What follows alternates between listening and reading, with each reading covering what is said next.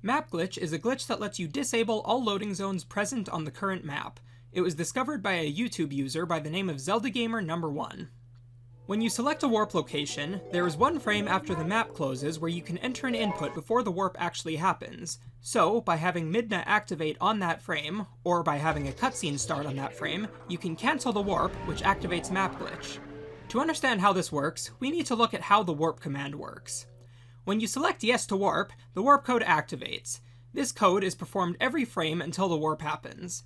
As well, this code performs its functions in stages to prevent the game from crashing. It closes the map, then checks on every frame to see if the map is fully closed. Once it is closed, it activates a byte that prevents Link from activating any loading zones. Then, on the next frame, the game activates the warp cutscene. From there, it unloads the current area, loads in the next one, and starts the other half of the warp cutscene. Then, the game resets that byte it set on Link earlier back to 0 so that Link can hit loading zones again. The frame that you can enter an input during this sequence is the same frame that Link becomes unable to activate loading zones. So, by having a cutscene of some form happen on that frame, it interrupts the warp sequence, which cancels the rest of the code. However, that byte that tells Link he can't activate loading zones doesn't get reset, thus you can walk around with this byte set and avoid running into any loading zones.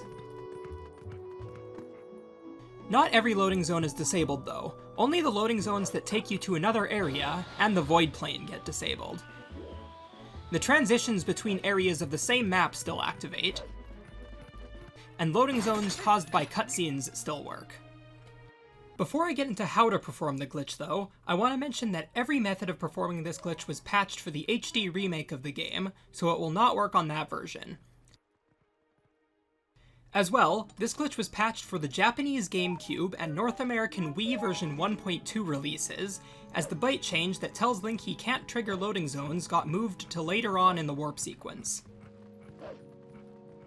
There are many different ways to perform this glitch. The most common, also the first discovered, is to press the map button and the Midna button on the same frame, and then to select any available warp.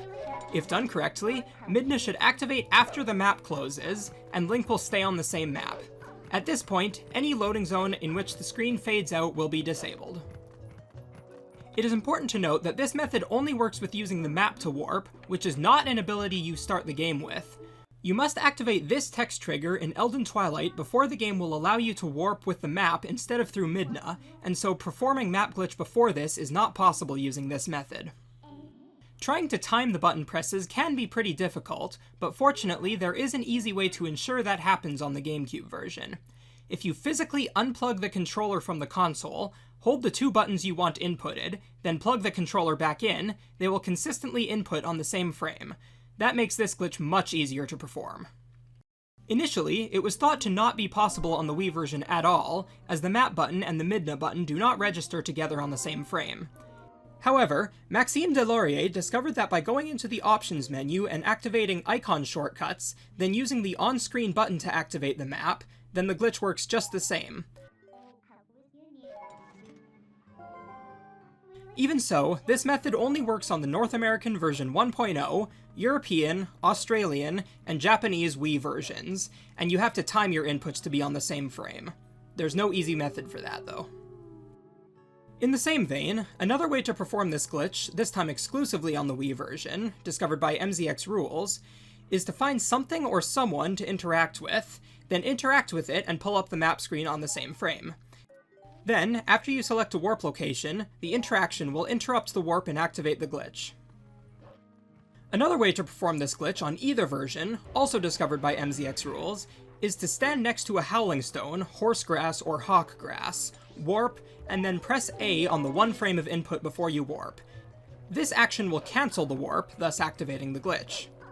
Very similarly, Dragonbane discovered that you can use dig spots, which start a small cutscene, to activate map glitch. As well, SwordLink90 discovered that the same thing could be done with items that have a short cutscene attached to them, such as anything bottled or a note. Now, once the glitch is active, you can walk through any loading zone. However, you need to be careful, as in almost all cases, if you jump into a void, the only way out is to save and quit. As well, doors leading inside houses no longer work, and depending on the door you try, the game may softlock, and you'll be forced to reset the game. And just a side note, there is an extension of map glitch you can do using doors, but that glitch is for another video. In order to cancel the glitch, you need to either reload the current area or load a different one. There are 3 different ways to do this. 1, you can warp to any location. This method isn't very useful though. 2, you can save and quit and start the game again. And 3rd, you can use a cutscene or other event such as a Howling Stone that forces a room transition. In a speedrun setting, this glitch saves approximately 15 minutes. The bulk of the time save comes from getting to Snow Peak Ruins early. In the normal game, after completing Arbiter's Ground, you'd have to get a Shay's sketch, show it to Prince Rallis to get the Coral Earring, then fish up a reek fish in Zora's Domain, and use that scent to climb your way up the mountain. However, the only thing stopping you from going up the mountain early once the ice melts is a gigantic loading zone over the whole area. However, you can just disable it using Map Glitch, ascend to the top, and then you can use the conveniently placed Howling Stone at the top to reload the area and reactivate the loading zones. This needs to be done because if you try digging into the cave with Map Glitch active, the game will softlock. Not only does Map Glitch skip the quest to climb the mountain, but since it skips the only required use of the fishing rod past the prologue of the game, you can use the gate clip to completely skip Orden Days 1 and 2, thus saving even more time. As well, in a couple places, you can cleverly use the fact that Map Glitch deactivates void planes in order to save time. In the Bulblin camp, you can get out of bounds and fall along the void plane until you hit the cutscene trigger for the King Bulblin 3 fight, since that trigger extends infinitely upwards and downwards. In the 100% category, while you still have to get the fishing rod and coral earring, using Map Glitch to get to Snow Peak early still saves time, as it lets you get the ball and chain early, which opens up faster routing possibilities. As well, using Bane Jump, a trick similar to the Bulblin Camp time saver, you can fly across the void plane in Snow Peak Mountain to skip the snowboarding section the second time you go to Snow Peak Ruins in the route, which saves a grand total of 7 seconds over snowboarding a second time. Theoretically, you would be able to do the trick both times you go to Snow Peak Ruins in the route, but the save location doesn't get set to the bottom of the mountain until you activate this Midna text after snowboarding. And so, if you tried it the first time, the save and quit would just put you back on the top of the mountain. Finally, I want to mention one final method of activating Map Glitch: Universal Map Delay. For this version, you need to bring up the warp screen either through Midna or the map, and then from that frame onwards, you need to alternate pressing the A and B buttons frame perfectly. Since the game runs at 30 frames per second, this means you would need to be able to mash at 30 button presses per second. As such, this method is not viable for humans.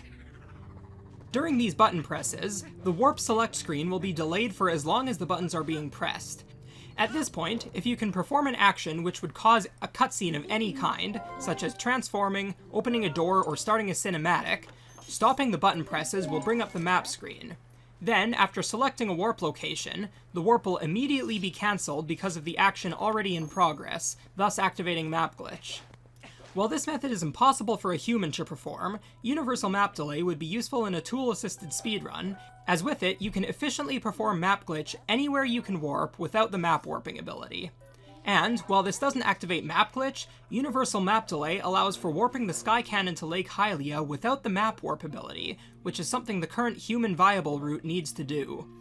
With these two uses, this cuts out any requirement for getting map warping in a tool-assisted setting, and so that route does not need to get map warping at all.